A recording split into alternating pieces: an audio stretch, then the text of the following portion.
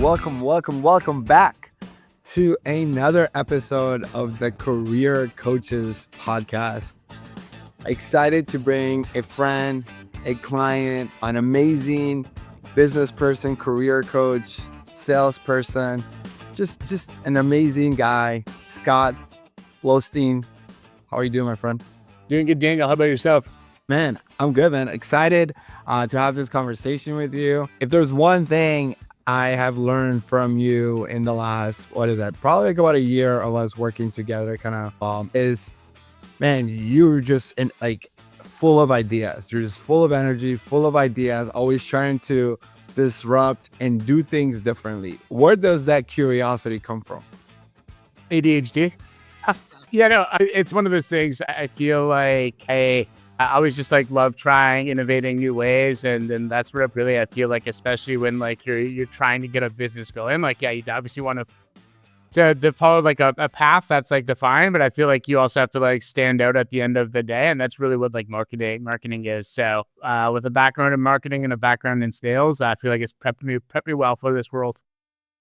Scott, before we kind of dive into more of your story, I kind of want to just introduce a little bit of not your TEDx type of introduction, but more like what I realized and learned from you. So if you guys are watching this and you don't know who Scott is, Scott, I would say Scott, he coaches SaaS account executives and leaders land 140K to 400K roles without relying on endless applications. Simply said, he is a career coach for technical sales roles.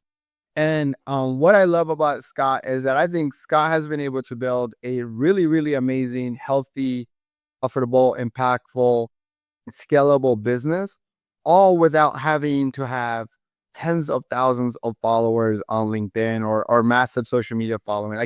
I would say, is it safe to say that you have less than 10,000 followers across all social media platforms? I think I'm close to 7,500. 7,500, 7,400 on LinkedIn, and you're not essentially posting anywhere else, right? Correct? Yeah, correct. And without sharing any Scott's data, unless he wants to share his data, I would tell you that Scott's in the top 25%, top 25 percentile of revenue amongst all the people that I've worked with. And what's really interesting about that is because he's in the bottom 25 percentile of all the followings that I work with. So my question to you, Scott, is how do you think, or how were you able to build a business where you're getting constant lead flow, constant sales call, constant client, constant placements, all without having this large following that we all assume or think that that's a limiting belief that we need 100, 10,000, 100,000, a million followers to get there?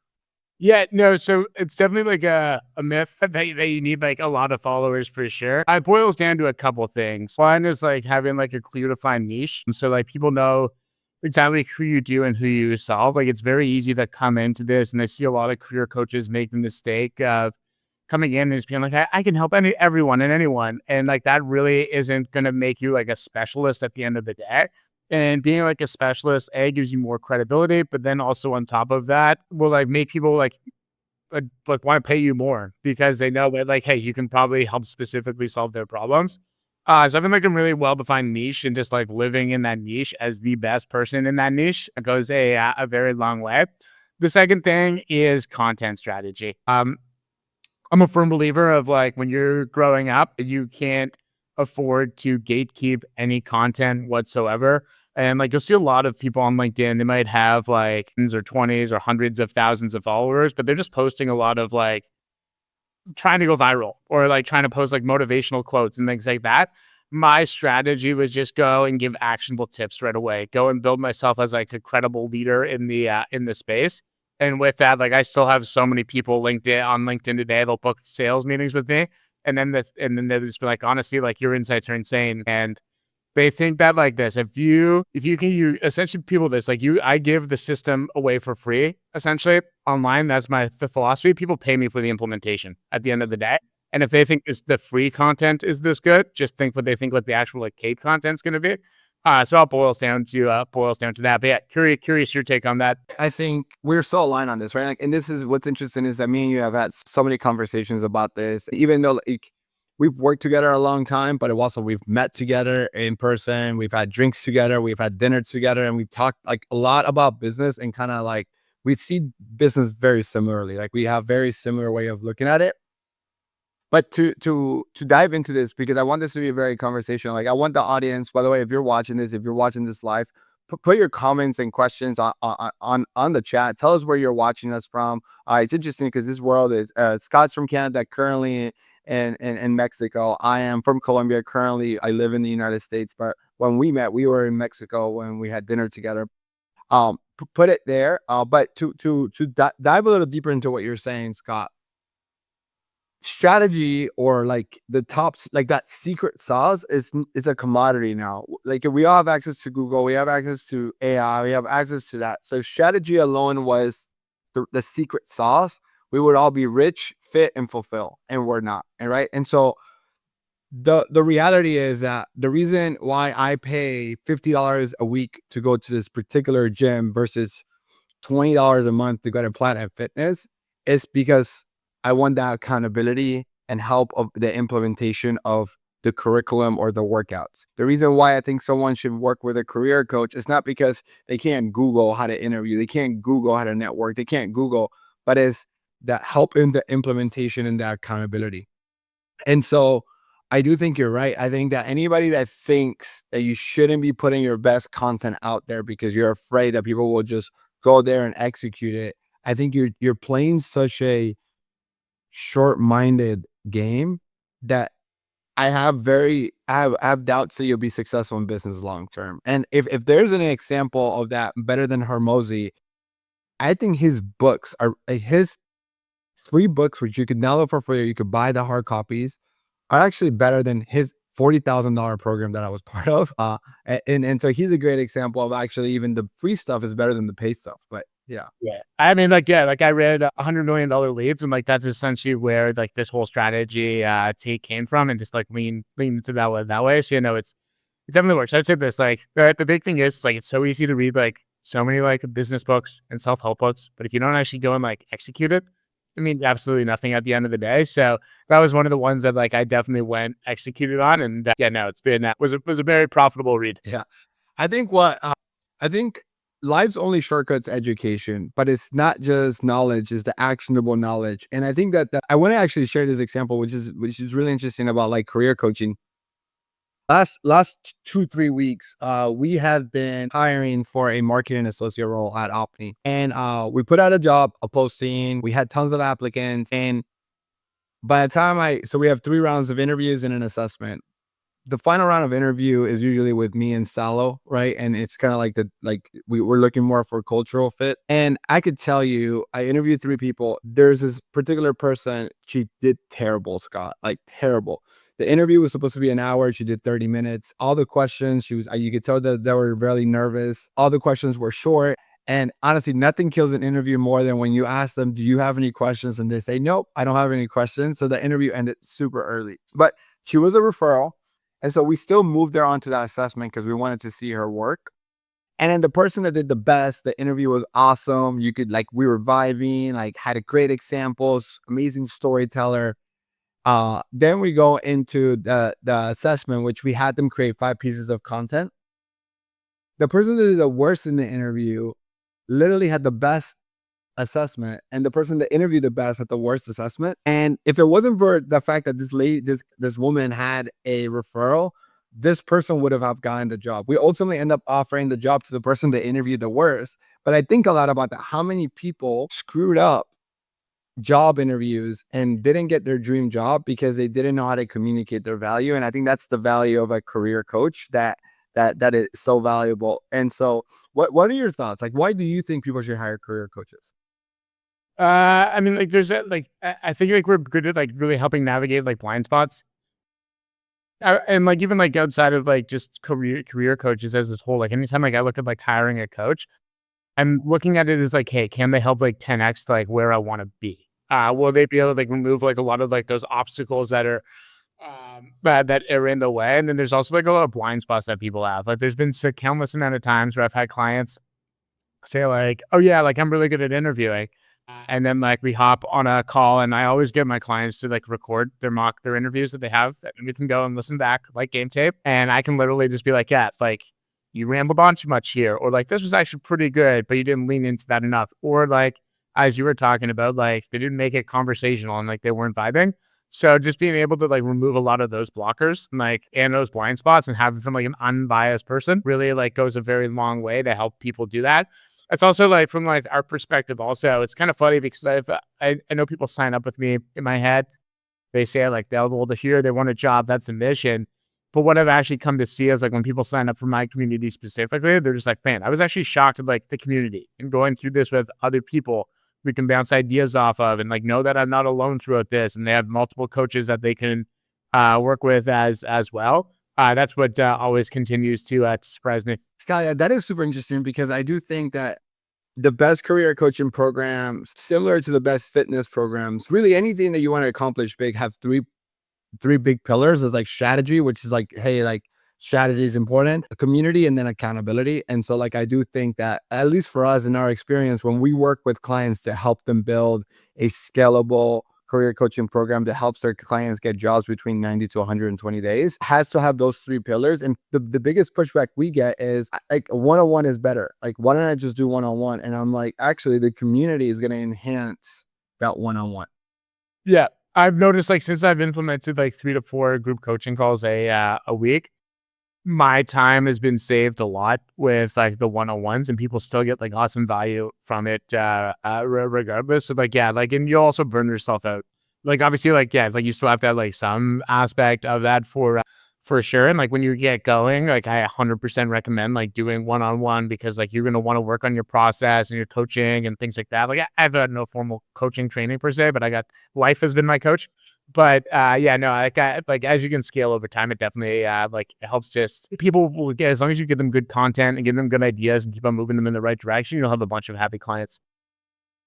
What's interesting, you said you don't have any formal coaching training. Me neither. I don't have an ICF certification or anything like that. What's interesting is that I think what we do is not really career coaching, to be honest with you. I've recently signed up for this is like a couple months ago for strawberry.me, and I hired a career coach through it. And I also was meeting with one of my mentors who has all the certifications in the world. She's been in career coaching, leadership coaching, executive coaching space for over 20 years. And I love her to death. So shout out to you, Leslie. If you're watching this somehow, I love you. I miss you. Let's grab lunch soon. And I think that she helped me understand like a certified like ICF coach, their job is not to give you the answers. Their job is to ask you questions and help you get to those answers. And when I went through working with an ICF certified coach, just because I wanted to like understand, do I need one? What am I missing by not having one? Like we had this limiting beliefs. Their job is not to help you get a job. They won't do your resume for you. They won't do mock interviews for you. I mean, if they do, actually outside the scope of what ICF calls coaching, right? Coaching is question-based conversation that allows you to get to your own conclusion, to your answers. And I think a lot of times when someone's looking for a job, in particular, the action of I need a job, whether I'm unemployed, been laid off, that action of I need a job, they're looking for a career strategist or a career consultant. They want to be told what to do because by the time they've reached out to a career coach, they probably have gotten tons of rejections already. Their confidence is at the floor. There's a lot of limiting beliefs. And coaching, it's not that you can't get there through coaching. It just takes a lot longer versus somebody's like you says, hey, you could do this. You're qualified. Apply for this role. Here's what your resume needs to look like. Here's what you need to say in networking. Here's how you're going to grab their attention. Here's how you're going to show them that you could sell. Here's how you're going to negotiate. Like boom, boom, boom, boom, boom, boom. Right. It's very different than coaching. Like, what do you do coaching or do you do career strategies? Yeah, you know, it's funny that you mentioned that as you were thinking that, and I guess it's more like the strategy side of the fence. I mean, like, look, I think like obviously like with this, like sometimes I feel like people have to like think it's their idea. So like there are like opportunities like when you like ask them questions and like get them to kind of think because that's what gets them to be like more accountable at the end of the day. But in terms of like the strategy, like a number of my clients actually are super successful. They've been in a role for 5 years and like they're either just tired of it or they just got like unexpectedly like part of a ref and haven't interviewed in 5 years. And the fact of the matter is like the job market today, specifically for like technology sales, which I focus on, is that drastically different than like how it was like 5 years ago. And they're just like, honestly, we just like I just want someone to like help figure this out. Like I've been fortunate enough to like work at like the biggest companies in the world where like there's like, hey, I want a career like yours. How do I get there? What can we do to like remove some of those roadblockers as well? So yeah, like from a strategy perspective, like people come in, or even like when I show them like our community on a sales call, and they're just like, oh fuck. I don't know. Sorry, I didn't mean to swear on this podcast.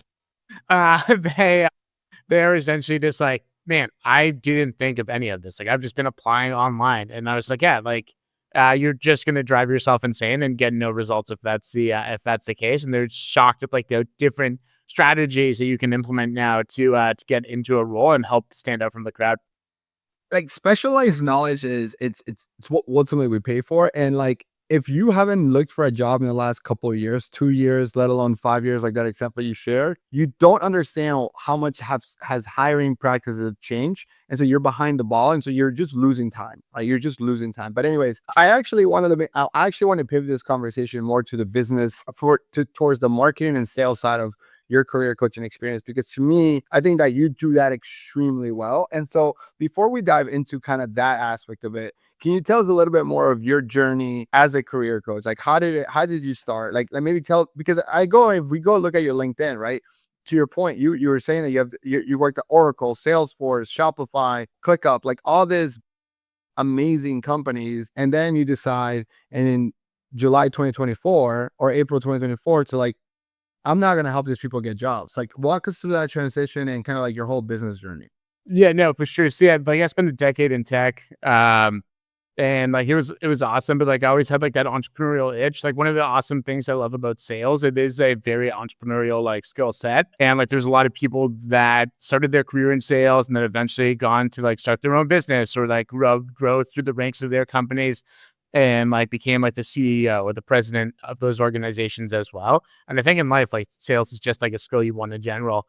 Being like super entrepreneurial though, and like I've had a couple other like business ventures like throughout my life, really was like at that point where it's just like, hey, look, I know like wasn't like happy at the end of the day working in the corporate job and wanted to go and take a leap. Now, did I first land on career coaching? Like, absolutely not. But as I was kind of thinking through it, I was just like, hey, I've been like fortunate enough to like work at some of these awesome companies.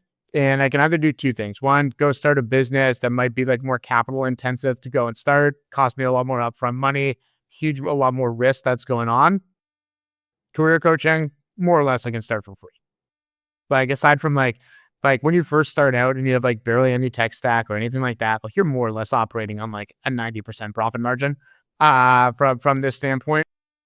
So yeah, and like it's one of those things like who I am now compared to who I was when I started in 2024, completely different things. Like you're rating on like your niches so much. You're trying to find exactly who like your individual like ICP was. So when I first got started, and I recommend this for any coach, is just like you need social proof. You need to like people to know that like, hey, like you can help like work for them. So the first like 5 people I did for free in exchange for testimonials. And then from there, like I started having that like social proof and then like slowly started raising my prices. Like I remember the first thing I offered someone was like $250 for like one, like for, I was like, I'll give you like 2 or 3 sessions. I was like, man, I can't believe you paid that money. Like, what? That's crazy.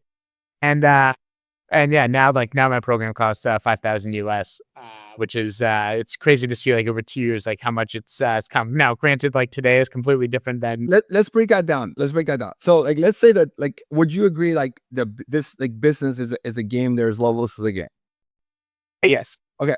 So let's say level one is that transition of I'm in corporate and I'm gonna get my first three clients. What do you think is the bottleneck that you faced at this level one from going zero to level one? And how did you overcome that bottleneck? And I'll keep breaking this down to levels. Like thinking of if you're watching this, we're gonna go through the theory of constraint. We're just gonna go through it from Scott's perspective. So like no one knew who I was from that perspective. Funny enough, the day I changed my niche, like my niche when I first started out was like something like I help like millennials break into tech sales. It wasn't like super specific, and like that's another story for another day. Shockingly enough, like that day, someone reached out to me and was just like, "Hey, can you help me get in?" Was it a fluke? Who knows? But we'll catch it up to that.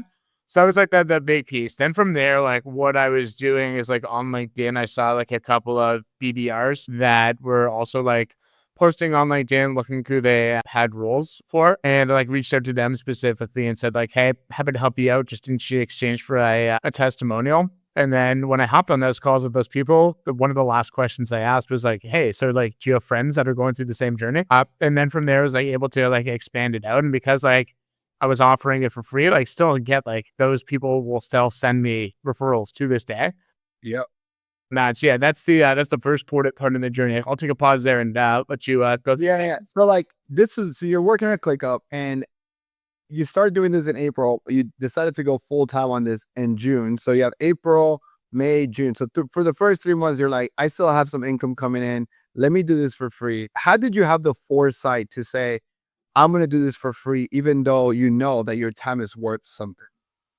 I just needed social proof at the end of the day, and like that's the fastest way to get it was just getting it for free. Also, on top of that, like I had no resources. I needed to like work with someone to understand like what they needed, so I can be like, "Oh yeah, okay, perfect." Like here, like there was like, "I need a thank you letter template." Oh, okay, perfect. I can go and create that.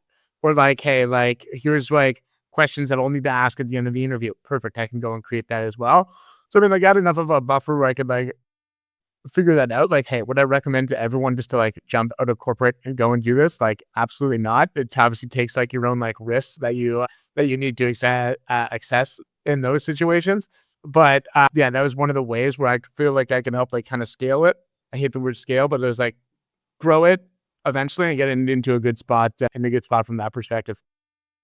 So at this point, decide to make this a full time. You're doing it for free. Like walk us through the understanding how you then started transitioning into charging and started and how do you go from $0 a month to maybe your first $3,000 to $4,000 months? Yeah. I think I was charging around, if I remember correctly, like I went from there and then like as I built it out and like had a little bit more confidence and I was getting like some more leads come in, it was around like the September timeline where I actually started to like, actually, it's funny enough, is when I read that Hormozy's $100 million leads book.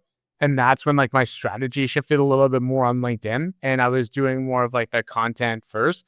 So as I was like in the beginning, I was still figuring out LinkedIn. I didn't have a coach at that time. I like had a coach that helped me kind of leave corporate into this, but didn't have a coach at that time to like help navigate LinkedIn. I was kind of shooting from the hip and I was yeah, a little bit kind of lost in it. So essentially where like the content piece came in, that's when I started noticing I was getting a little bit more leads, a little bit more confidence coming in, but I was still focusing more on like selling session based. And like the reality is this is like no one signs up with you for like the features. They really sign up for you for the benefits. And like I think we met in like January 2025. And like that's also when I kind of took that next leap from like going from like 1,000 to I think it was 3,500 is what I raised my price point to at that point, and more of a system in place and more like redefining my offer. So that's ultimately like where we helped get things going. And then I had like a lot more structure in place, and like that's when we started going up into the right.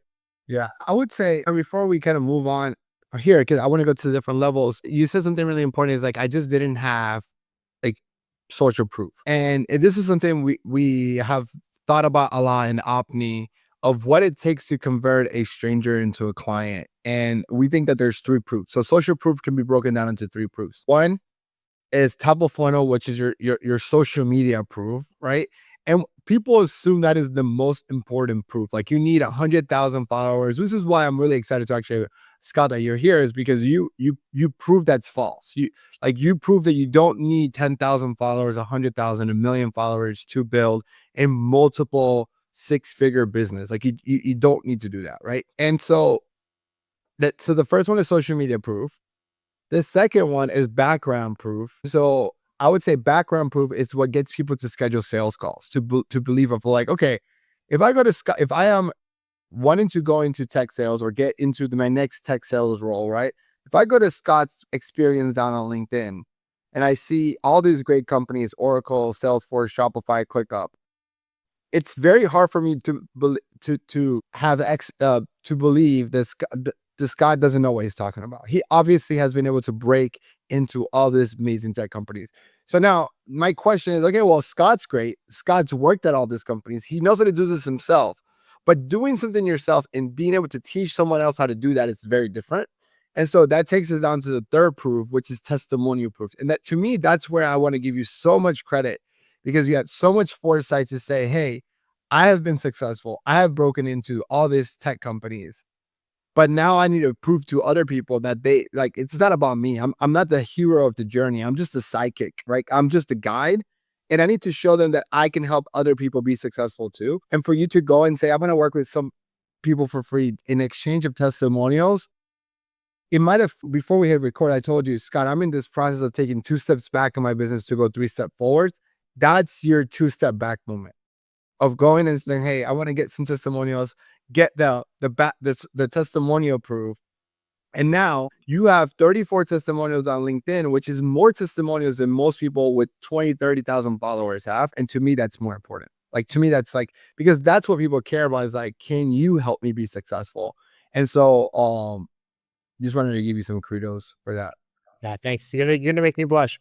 All right. So so we started, so a big leap was, hey, you were charging for time. You're trading time for money, and you kind of, we work together. But part of it is like the realization of like, hey, the best way to do that is not to sell the features, not to sell the template, not to sell, oh, that's important, you need that, kind of, I get that. But it's more about the benefit. Because like ultimately what the person comes into you for is the result, is the transformation. So when you started going and saying, I'm going to stop charging hundreds of dollars an hour, to go in and say, I'm going to just sell it for a transformational higher ticket, 3,500, which is now at 5,000, that then, walk us through what clicked there, what changed there. How did that then affected the business, not only in marketing and sales, but also operationally?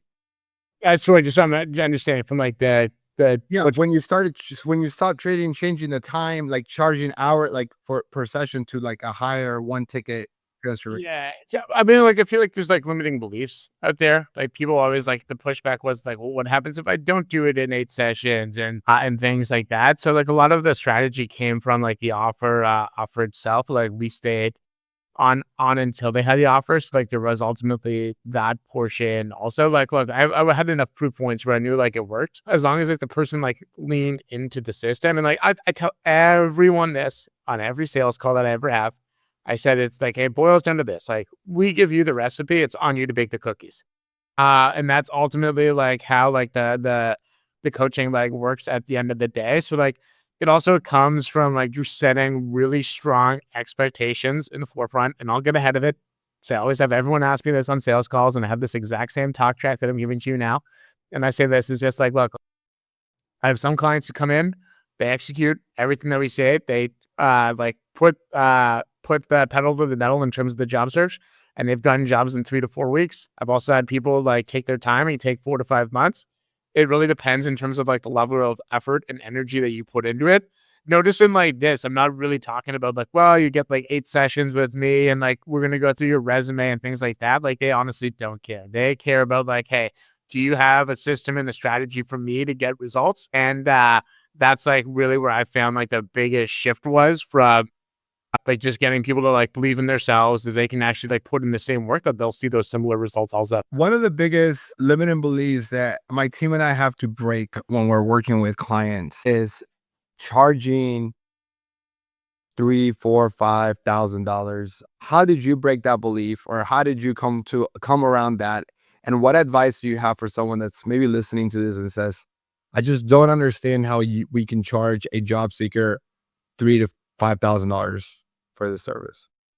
Yeah, like I mean, like, look, like not everyone, like I wish I could say like I have like 100% close rate, but like the reality is this is like I would never use words like charge or cost. Like it's an investment at the end of the day, and a lot of this came from like me wearing my sales hat for a long time and like having to prove out to like CIOs and CROs and CFOs like ROI.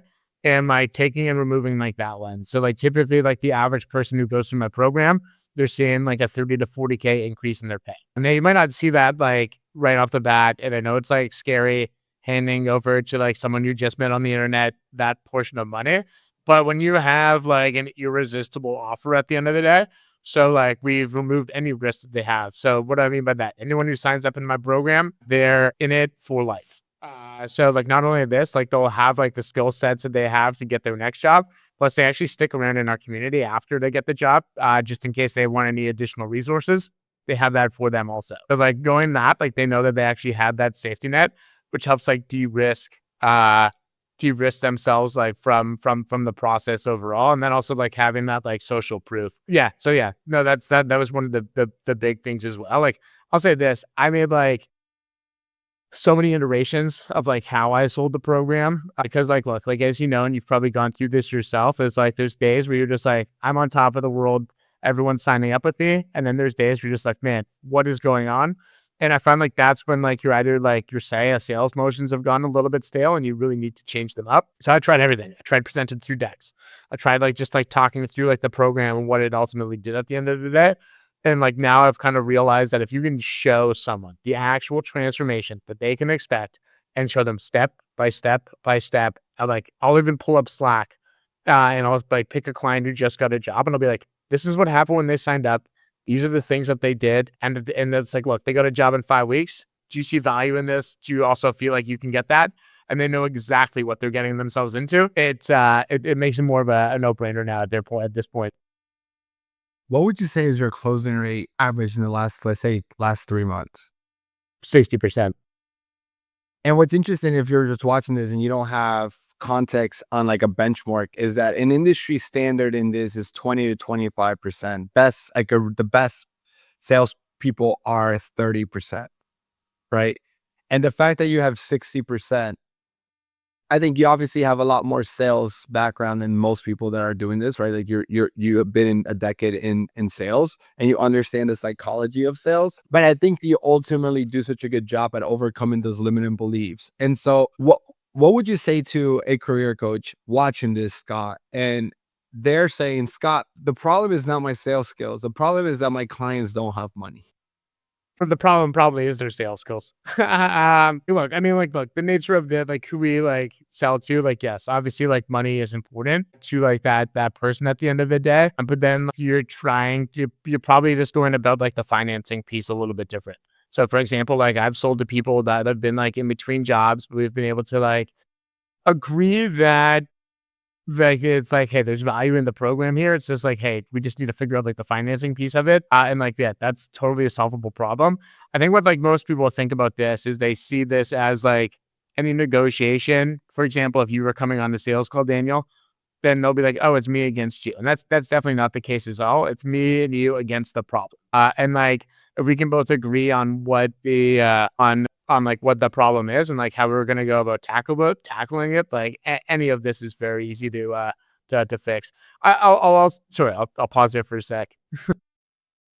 Unless I definitely want to keep diving into this because I do think sales is one of the biggest roadblocks that career coaches get when they're trying to scale above 10K a month and they struggle because their marketing is flowing. They can get maybe like say 5 sales calls a week, which if you can close to 25% of them, or even if you close 20% of them, right? That's still 4 clients a month. And if you're charging, let's say $3,000, that's still $12,000 a month, which is great, right? And so I think you could build a really healthy business, especially if you're looking to build a lifestyle business. If you're charging $5,000 a month, get 1 client a week, you can make a $250,000 business pretty smoothly. The problem is the sales part. And the number one objections that I get from coaches starting out, we have this program called the Career Coaches Accelerator, which is for people who are starting and we help them get their first 3 clients, is my clients don't have money. And 90% of people on a sales call, especially if you're selling career coaching services, will tell you that is a money issue. And the buyer, your prospect, the job seeker, they believe is a money issue. But what I found is that it's 95+% of the time, it's a belief issue that is not worth the investment. They're afraid to make that investment. The risk of making that investment in their head is much higher than the reward of getting that job, because there's this lack of trust either with you as the coach, like, and I'm not saying you, Scott, but like there's a lack of trust that, hey, can Scott really help me get this job? Or many times it's also a belief in themselves. Like, Scott's successful. He has all these companies on it. He has testimonials. I just don't know if it would work for me. My situation is different. So how do you handle that objection when everyone thinks they're a special snowflake and they think that this won't work for them? I mean, there's a way like to talk in like sales, and I learned this way back in like my BDR days at Oracle is like leveraging customer voice. So like any times that I can like, well, they'll come in and they'll tell you all about their problems and they'll think it's like super special. And literally my first thing is like, yeah, like you sound like 95% of the people who I speak with.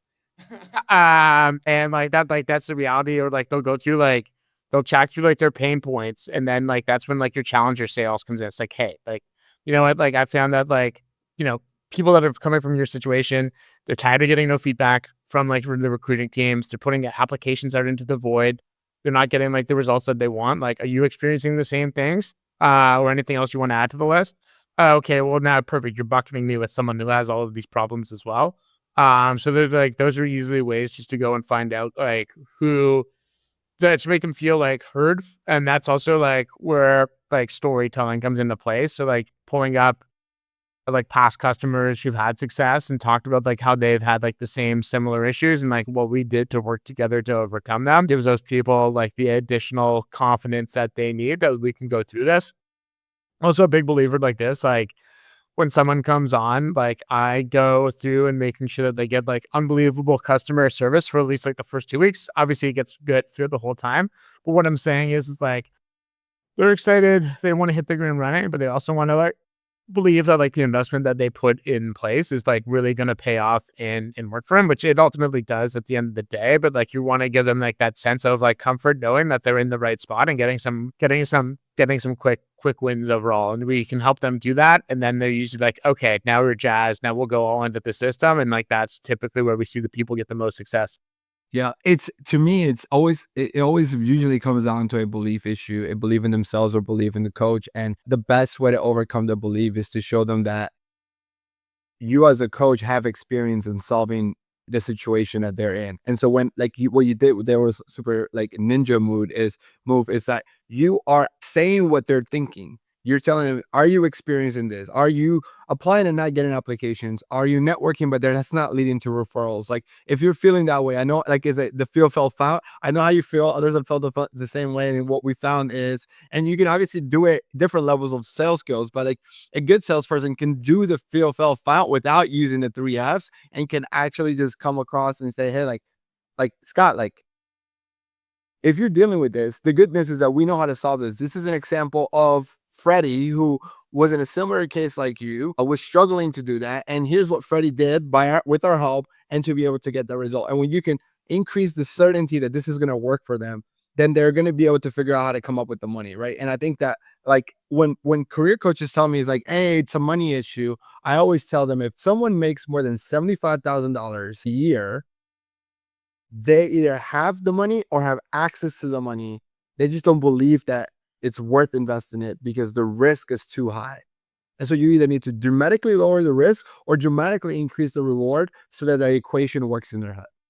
But yeah, no, for sure. I mean, like there'll also be like examples of like how I'll show on the end of calls in terms of like getting the money back. So like showing like case by case examples of like a real proof of like how we've worked together with some of our clients in the negotiation phase to like easily like 3 or 4x their investment based off of that as well. So like it helps kind of like help them think that like yeah, like in the longer term goal, like can I go and like I get myself in a better place. Like it all comes like yes, obviously like there's like a cost perspective like right now, but I feel like if the people who like get it from like the investment side of the fence, like those are the ones that really like lean in and succeed at the end of the day.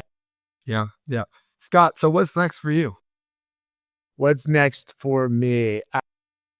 Definitely gonna be like growing it. So recently we've been focusing more on like getting like leaders involved as well. So we're expanding our horizons just out of like AEs, but also working with like technology leaders also. We're also going to be focusing on LinkedIn. Because right now, all my clients, we have them posting on LinkedIn regularly. That's the best way that we found them getting into roles. So we're going to be focusing on also like building out like a ghostwriting LinkedIn service for AEs so they can help build personal brands. Now that we think we figured out the recipe, we're going to go and see if we could spread the gospel of LinkedIn to more people. So yeah, no, those are some of the big rocks that we're going to be focusing on for 2026. And then ultimately, it's going to be a major land grab. Right now, I'm in the process of like redoing the whole onboarding system that I have and the modules that I have on our end, and then we're going to be expanding to Europe, Asia, South America as well, and hiring local coaches to grow the business that way. The goal for 2026 is get into like 15 more coaches that we can bring into the core program. So if you have tech sales experience and you're listening, hit me up. We're growing fast. Scott, man, I just wanted to, I know I tell you, man, how proud I am of you. I think you've done just such a great job at balancing the short term and the long term growth of the business, right? Like, there's a lot of things that you could do short term that you can grow really good this month, but then it affects the long term. And I think you're doing a good job at like the same time, like building that foundation for the long term while still, growing, like focusing on the short term today too. So like this balance is really, really difficult. You've done a really good job at it. And I'm just really, really excited to see what you do next. And I appreciate for the support, the trust in working with the team and I. And man, you just done you've been, if I can clone clients, you'll be one of those that I would love to clone because you just execute well, right? Like you take it and run with it and always add so much to the community. And so I want to just thank you, man, for that. No, appreciate it, Dad. Wouldn't be where I'm at today if it wasn't for you and the team. So no, definitely super grateful for having you in my life and being able to get me to the step. Awesome, man. Well, hold on. I think so. If you're watching this, if you haven't already, follow and connect with Scott. We'll put his LinkedIn here in the comments on LinkedIn and then in the show notes here on YouTube. But if you find value in this, don't forget to like and subscribe. And if you are a career coach, really either aspiring career coach, or if you're a career coach that maybe hit a plateau and looking to get to the next level, just send me a message, or there's will be a link for you to reach out to us. We'd love to have a conversation with you. But again, like and subscribe, and see you guys next Tuesday on the next episode of Career Coaches Podcast. Bye, everyone.